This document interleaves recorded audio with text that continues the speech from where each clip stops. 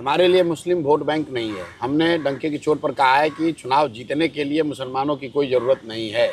साथ में ये भी कहा कि लेकिन समाज को बदलने के लिए अगर व्यवस्था बदलनी है, समाज बदलना है, तो उसमें मुसलमानों की बड़ी भागीदारी है, क्योंकि उनकी 18-20% आबादी है। लेकिन अभी तक आप जैसे लोग या जो नेता हैं, पत्रकार हैं, उनके लिए मुसलमान सिर्फ चुनाव जीतने हारने के मैकेनिक्स और अर्थमेटिक का हिस्सा है। हमारे लिए मुसलमान उस अर्थमेटिक का हिस्सा नहीं है कि कितना परसेंट मुसलमान वोट दे देगा तो मैं चुनाव जीत जाऊंगा। मुसलमान हो या हिंदू हो, बिहार में अगर गरीबी है और 18% मुसलमान है तो सबसे ज़्यादा गरीब मुसलमान है। अगर बिहार से पलायन हो रहा है तो सबसे ज़्यादा नेचुरली मुसलमान समाज के बच्चे पलायन कर रहे हैं।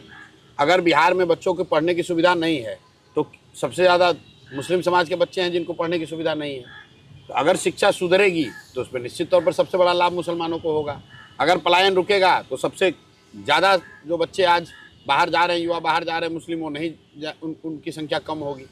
तो इसके लिए अलग से करने की क्या ज़रूरत है। जहाँ तक रह गई भागीदारी की बात, तो भागीदारी इसलिए सिर्फ नहीं है कम क्योंकि दलों में उनका रिप्रेजेंटेशन दल वाले नहीं दे रहे। दल वाले तो उनके साथ बेईमानी कर ही रहे हैं, लेकिन साथ साथ कहीं ना कहीं मुस्लिम समाज को भी खड़ा होना पड़ेगा, उनको भी लड़ाई लड़नी पड़ेगी, उनको भी जद्दोजहद करना पड़ेगा। बिना प्रयास किए किसी को कुछ नहीं मिलता है। तो अगर मुस्लिम समाज के लोग राजनीति में नहीं आ रहे हैं, किसी कारणवश उनका भरोसा नहीं है या उतनी उनको विश्वास नहीं है कि वो जीत सकते हैं, तो कैसे उनको रिप्रेजेंटेशन मिलेगा।